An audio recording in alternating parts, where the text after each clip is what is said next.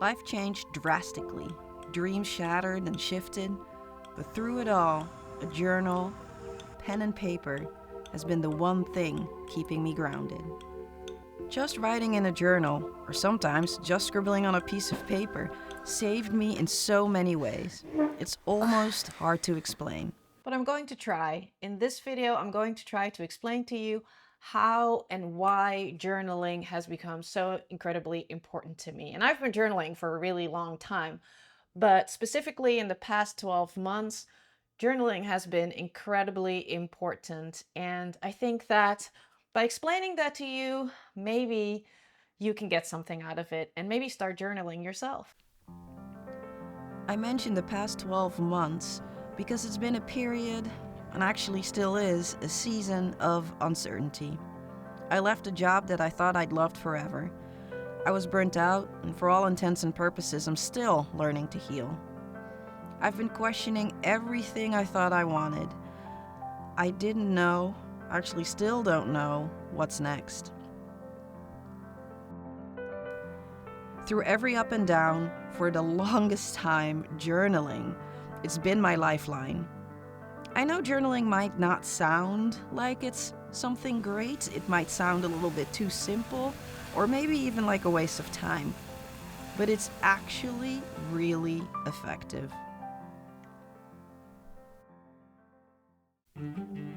Journaling isn't just writing words on paper. It's a way to process your emotions, clear your mind, and unlock creativity you didn't even know was buried inside of you. If you've ever felt stuck, lost, or overwhelmed by burnout, then I'd say give journaling a try. Because I've been there, and I get it.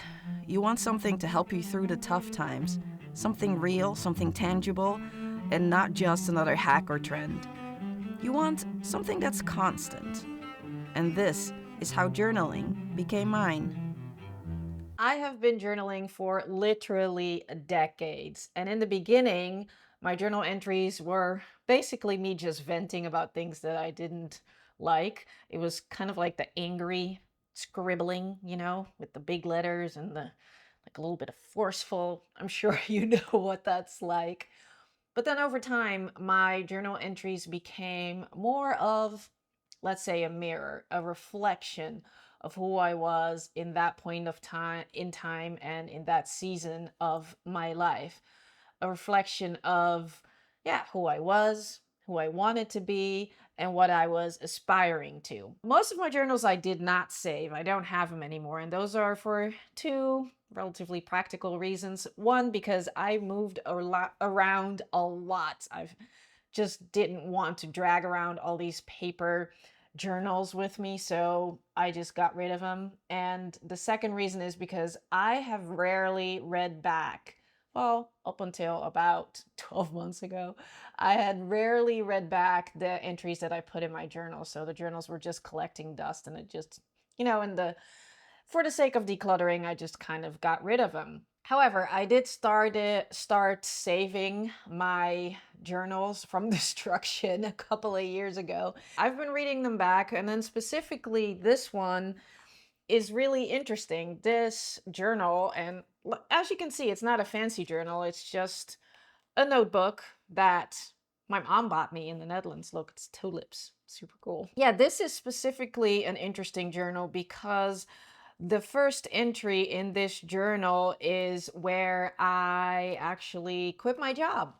And this journal is full of fears, lots of fears, and lots of tears as well. Some of the pages have a little bit of water on them. It's also interesting because it's not only fears, it's also, you can tell when it progresses throughout the journal, you can see that the fears are turning into dreams, and the dreams are turning into creativity.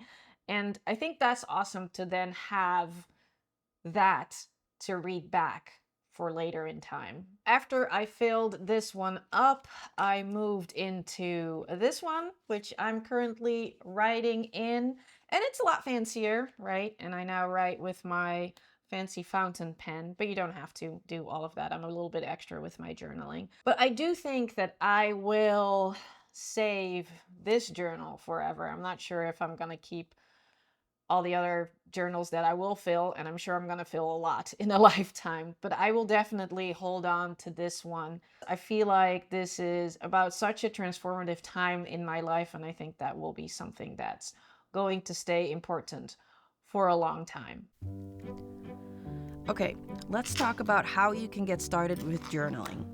I know a blank page can feel super overwhelming, and especially when you've never actually journaled before. You want to do it right, but here's the thing, there is no right or wrong way to journal. The beauty of it is that it's yours and yours alone. But here are a few techniques that have changed, informed, and guided the way I journal, and they might help you get started. When I'm about to start a serious journaling session at home, I'd like to set the mood a little bit. I like to put on a candle, have my favorite drink.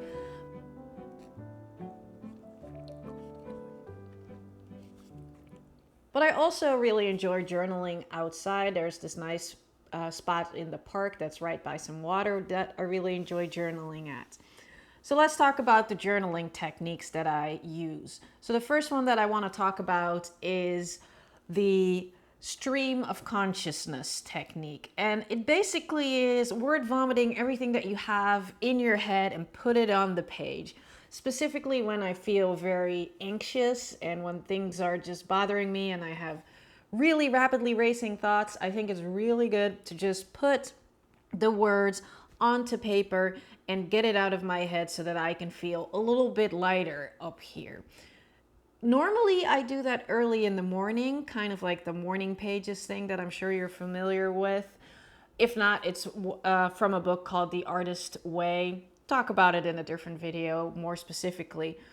But yeah, early in the morning, I'll have my pre-workout drink right before I go for my run. Everybody is still asleep and it's nice and quiet in the house. And then there's enough time for me to use that little bit of peace to wrestle with my thoughts and just stream of consciousness, put everything I have out on the paper and then maybe sort it out later, maybe not. Just don't overthink it. That's the whole thing. With the stream of consciousness writing, the whole point is to not overthink it, to just write so that you can get it out. So I do my stream of consciousness journaling in this journal and I use my smaller 5-year journal for gratitude journaling at the end of the day. So that is the second technique that I like doing, and that is every single day write something down that I'm grateful for. And yes, it sounds incredibly cliche, but don't knock it before you try it. It is very helpful for me. Sometimes it's just really small things like I write down that I'm grateful for my little taro boba drink that day. The magic is in the tough days, right? So in a day that something is really bothering me or something didn't go well, I write down that thing first, whatever it is that's going wrong. And then I try to find the antidote or something that is good in a bad situation, even if it's the slightest, the smallest thing that I can be grateful for in a bad situation. I will write that down. And that little bit of gratitude, that little sparkle of positivity has the power to basically shift my mindset and get me into a little bit more of a positive thinking space. Now, of course, then whatever is bad or whatever situation that's just not great is not magically going to be better. But what it does, it gives me a little bit of a better mood so that I then can start thinking about the things that I can control, things that I could be doing to make the situation a little bit better. That gratitude journaling just gives me a little bit, like a little bit of a push into like positive momentum. And I think that is very important. And Greg McKeown also talks about it in his book Essentialism, about how important gratitude is. And I'm sure that you already know, but I do believe that if you incorporate a gratitude practice with your journaling every day, that will be immensely helpful. And it doesn't have to be long, right? You can just write down 3 sentences, 3 little things about what you were grateful for that day. So these are the 2 journals that I use every single day. And then I also have my Traveler's Company journal that I take with me everywhere I go. So if I don't have these with me, I journal in this one. Now, if you are feeling completely stuck, you don't know what to write about, then it can be very helpful to have journaling prompts. There are complete journals that you can buy that already have prompts for you for every single week, maybe even every single day. And you can find journaling prompts online, here on YouTube University, to help you start writing and getting some thoughts onto paper. So here's an example. What do you really love? What would you really like on a macro scale in life? And on a smaller scale, what would you really like in a partner? What would you really like in a job?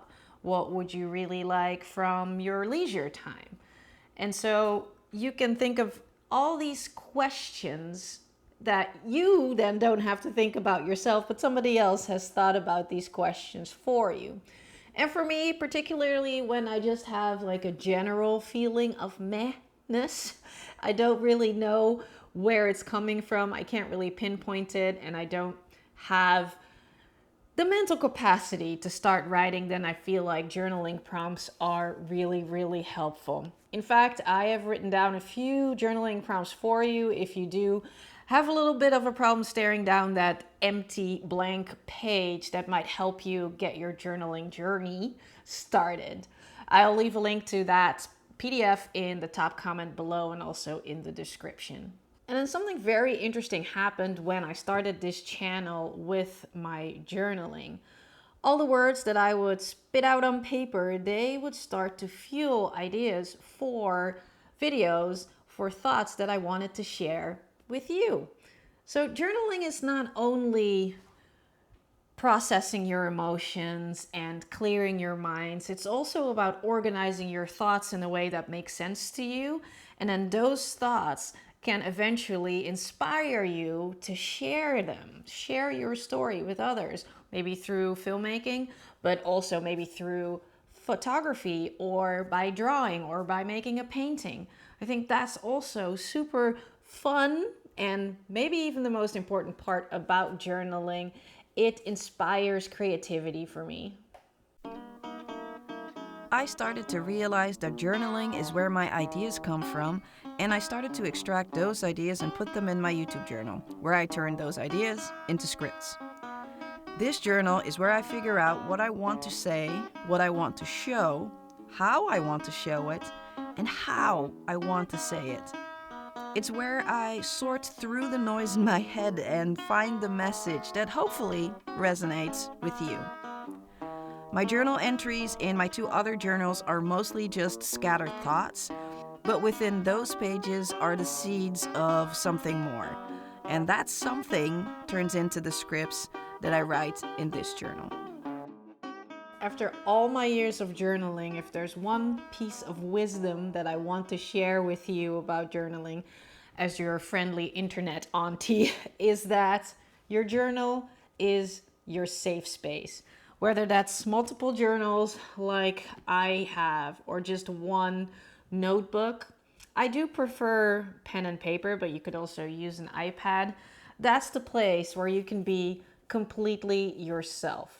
Your journal is not going to judge you. It doesn't care if your handwriting is bad. It doesn't care if you want to write in multiple languages because some words just convey the emotions a little bit better in one language than in another. Your journal doesn't care that the pages are messy. Your journal doesn't care that your life might be messy right now. It doesn't judge you, and you can write down your deepest thoughts and your deepest desires, the dreams that you have, and you can work through everything that's up here and make sense of it all. That's the beauty of journaling. Maybe you feel like your life is a little bit messy right now. Maybe you are a little bit stuck. Maybe you are also dealing with burnout, or your life is great right now and you just want to write down how awesome things are. That's great. I love that for you. And a journal is great for those moments as well. I just think that you should try it. Try journaling.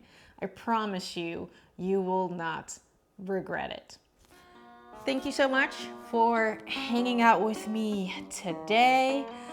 I really love that you're spending so much of your valuable time with me and that you are still here at this point in the video, because it's only 20% of the people that make it this far into the video. So you are definitely my people. Be safe out there. Pet a furry friend if you have one, and let's chat again soon.